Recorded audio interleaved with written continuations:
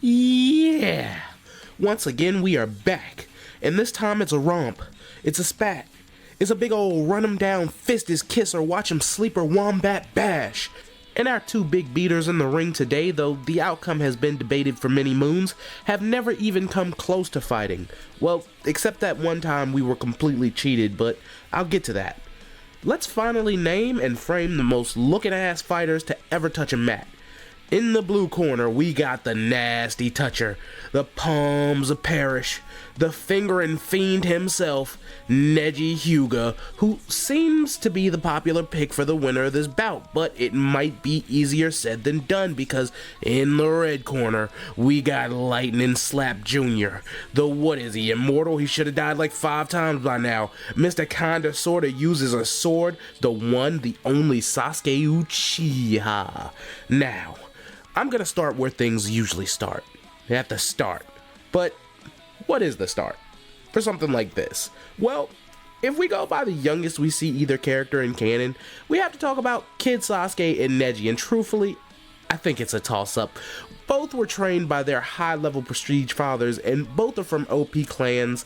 I guess it depends on if Sasuke knows the fireball jutsu yet, but that's kind of unclear, so let's just go with the first arc of Naruto since Neji doesn't even show up until the Chunin exams. This is obviously a clear win for Neji, as when he shows up, he pretty much has his entire arsenal for the whole series, which means he has the Byakugan, Gentle Fist, 64 palms, and rotation, and I'm aware that 64 palms is just a Gentle Fist technique, but I specified it because just with the Byakugan, Neji has Sasuke outclassed. Because Sasuke has no Sharingan, no Chidori, he's nowhere near Neji's level in Taijutsu yet, the only thing he has going at all is the fact that he's proficient with one long-range technique, and that's the Fireball Jutsu, which is easily negated by rotation as long as it's in effect, so unless Sasuke can output fire longer than Neji can spin, a win doesn't seem likely. Now, if you think the rotation is just a complete chakra dump, that may make things a little closer, but I still say Neji comes out on top, and stays on top, as even after the land of waves when Sasuke gets his Sharingan, he's a bit faster, a smidge more agile, but at one Tomo, with no real advancement in any other area, he's still way slower than Neji. His Taijutsu is still leagues below, and he has nothing that can stop the rotation yet, so while he improves a little, Sasuke still needs a miracle to come out winner, and even then, he's gonna need extensive care after. So, moving into the second arc. This is where Neji is finally introduced, and even has a small interaction with Sasuke, but a fight is not necessary in this moment, however, because Lee shows Sasuke that he's no match for Neji, and decidedly so. Lee only uses Taijutsu, meaning at this point in the series we can decisively say, if Lee can easily dispatch Sasuke in base, no gates at all, then Neji can definitely do the same, so it's looking bad for Sasuke. But I think this is where we could maybe start turning the tide, except not really, because I want to jump past the Forest to Death and straight to the preliminaries, but real quick, let me know in the comments if you think Neji could have beat the curse mark burst Sasuke that broke Zaku's arm, because I really think that's a good matchup. But while we're here, do me a favor and like and subscribe if you aren't, I'd very much appreciate that. But back to the prelims, and yeah, this is another W for Neji, because Sasuke has the curse mark now, but he's also basically out of commission, and probably fights the weakest fighter in the lineup, and barely squeaks by. Meanwhile, Neji was literally about to kill one of the stronger people in the lineup, and I genuinely believe that if Hinata had a different opponent, she would have had a way better chance of winning. She may not have fought as hard, but she wouldn't have had to. Now, that's not to say that she could have beat Gaara or anything, but against any of the Sound Trio, Naruto, Sakura, Ino, Choji, Shikamaru, and a few others, she would have probably won pretty easily. But back to Neji. I'll chalk that bloodlust up to his opponent, but even without it, Sasuke stands no chance. Like, no chance in hell. Here he was already at his limit, and I don't think Neji, who had way more health in his bar, would have ever been in a position where Sasuke could have made a move the way he did in his match against Jiroi. And I would even go as far to say this may be a one-hit KO for Neji. So almost halfway through the OG series, Neji has been walking all over Sasuke and he just won't let up.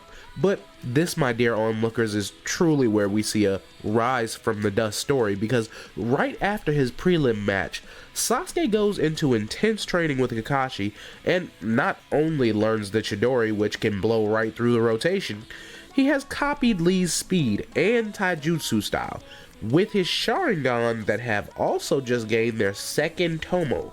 In all honesty, this is probably one of my favorite power upgrades in all of anime, because everything just fits so well together. Like, Sasuke didn't just learn a new move, he basically became a whole new ninja. His style changed, he got faster, stronger, seemingly smarter and more competent, not to mention he had a whole new way of fighting.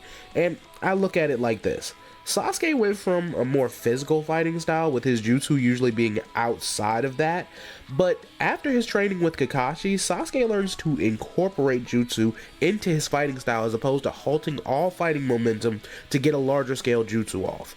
But our boy Neji, on the other hand, well, he kind of hasn't improved since conception, so the leap Sasuke has taken on top of the curse mark, this is for sure a good matchup, and I'd say better than Naruto versus Neji, because let's stop and talk here. I think this fight is the reason I believe Naruto was never the underdog. Well, that and the fact he made it to this point and how he did that, but see, maybe in the very beginning of Naruto, you could have said Naruto was basically powerless because he had no skills, and even the nine-tailed fox would have just taken over his body, so that's no help. Cool, I can dig it. But once we get to the point where Naruto can call on the Nine-Tails chakra, even if Kurama is unwilling, which he can do by his fight with Neji, Naruto can basically steal small amounts of Kurama's chakra. But Kurama can also willingly give Naruto more chakra, which is what happens in his fight with Neji. So, once we get to that point, Naruto is no longer a helpless little kid, nor is he a weak ninja by any means. And you can see that because he goes on directly after his fight with Neji to beat Gaara. And with the context I just gave and thinking about it a little deeper than when we were kids, it makes perfect sense that Naruto would have beat Neji and Gaara just off the basis of how much chakra he has access to. Because not only does it mean he can pull off bigger, better jutsu, his healing factor is boosted by Kurama's chakra, so he even has way more stamina. So looking back on it, if you were actually paying attention, you might have put your money on Naruto without him being the MC. But hey, that's just me. But back to Sasuke and Neji. Sasuke, on top of having a new outfit, and you know how I like outfits, Sasuke is a new man and he won't be rolling over easy for Neji anymore. This fight is probably the closest they ever come to being true equals. But the thing that edges it out for a Sasuke win here is the curse mark. And while it's nowhere near the amp I think Nine-Tails chakra is, I think it's enough to reverse block Tenketsu points at least once, and I think that, coupled with Sasuke's new arsenal, puts him just a hair above Neji in this fight. And I think with that said, we kind of know where this train goes from here, because this is where Neji basically stops developing. The next time we see him is in the Sasuke retrieval arc, and other than his attitude change, Neji hasn't really made any progress, and Sasuke goes on to become basically a demigod, while Neji sadly does not make it to the end of the series.